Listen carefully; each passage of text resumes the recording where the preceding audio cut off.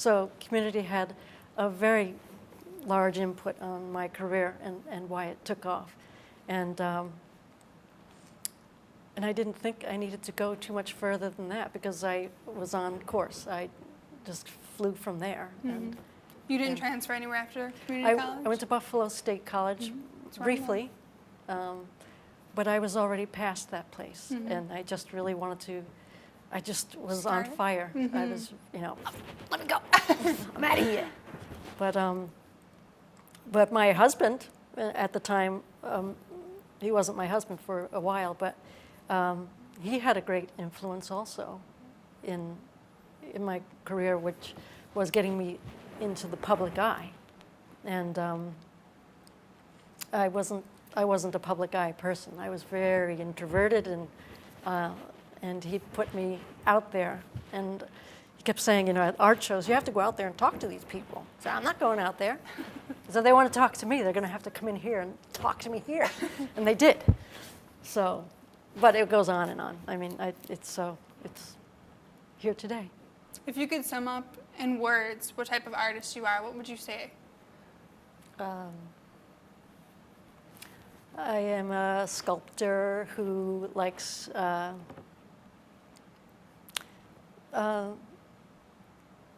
anything alive. I mean, I think I just summed it up. I mean, whatever moves me at the time. It's not a set project every time. It's something that it's like having a baby. You have an idea, and it has to grow. It's the creative process, and it grows and it starts very slowly, and then you can't make it come any faster than what the course is. But when it comes, the idea just flies, and you can't stop it. It's passion. It's just a passion of the art world. Any artist out there will identify that. So.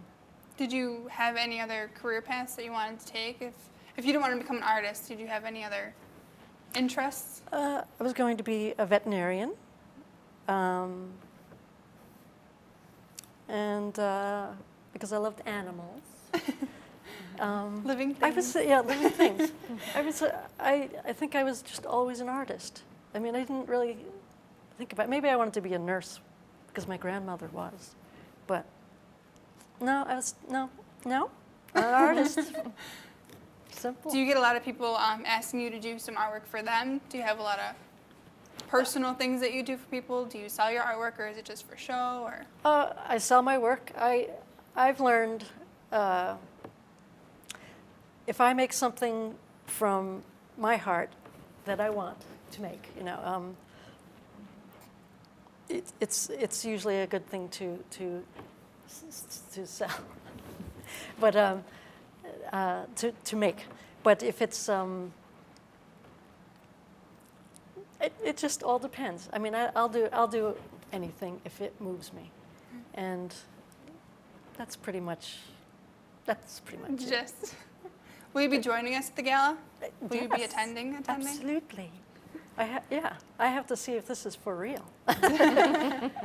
It's exciting. I went last year. It's very fun. Yeah.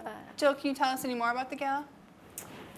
Well, there will be hors d'oeuvres prepared by the students upon arrival, and basket auction. That's the first part. Then we'll move into another area within the Casino Event Center, and we have silent auctions, live auctions, and you know, we're looking at some special performances from the arts and media students. And then, of course, the highlight will be to Susan receiving her honor in front of all of the guests. Annually, we get about 400 people attending, so shocker. Sorry, Susan. 400 people. And we'll honor Susan, and we'll also recognize the distinguished students at the gala as well. So this year's honorees will be featured too. Who are the distinguished students this year? Have they been announced? They have been announced. There are 5 of them. Niagara Wheatfield, your alma mater. Yes. And also North Tonawanda High School, Newport, Star Point, and North Tonawanda. I think I said that, so I think I covered them all. So, and they're a great group of kids too. We've worked with them hard on their videos that will be shown too, and so we're taking a different twist on the arts and media because we want to certainly focus on the talents of our students in the arts and media. So we have the Tans and Dance Company performing for us? That's the plan. Ooh. Yes, that's the plan. So we're looking forward to that, a little Vegas show. So it'll be a nice compliment to the event. Jill, how can people make reservations for the gala? Well, they can do it two ways. They can do it right online at the college website, www.niagaracc.suny.edu, and go to the foundation gala area. They'll be able to certainly find it.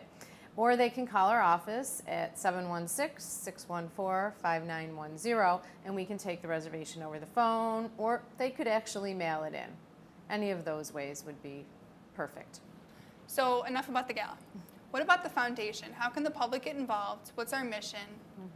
The NCCC Foundation was started in 1987, and its mission at that point was to award scholarships, which we've been doing all along. And we've awarded more than $2 million in scholarships to students all these years, so we're very proud of that. And our other mission was to support other initiatives on campus as well, so we're moving in that direction too.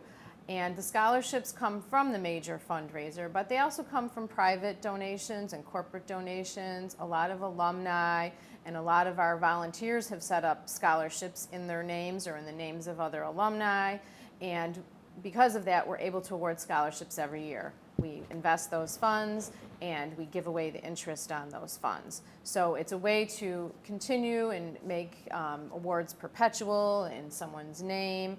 And it's just a wonderful way to recognize someone and to also be able to help future students.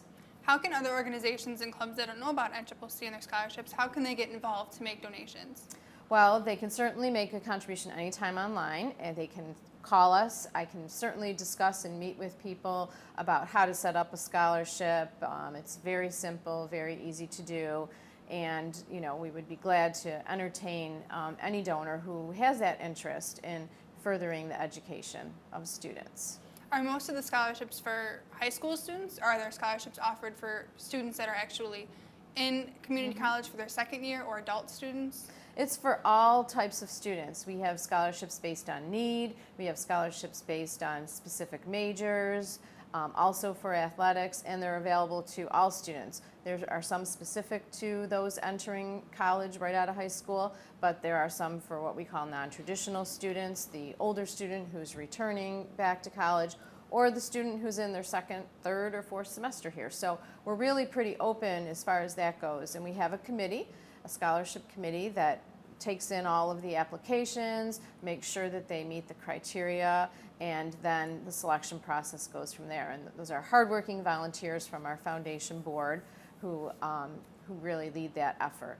Is it the same committee each year, or are they People change. generated? Yep, people change as the foundation brings on new members to its board.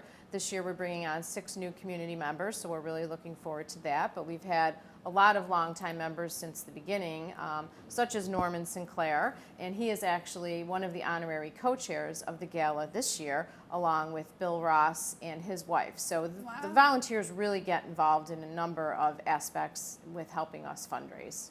Sounds good. The foundation is a great thing to have on campus. And I'd like to thank Susan Geissler and Jill Spira for being here today on NC3. Join us on October 17th at the Santa Clara Casino and Hotel for Viva NCCC.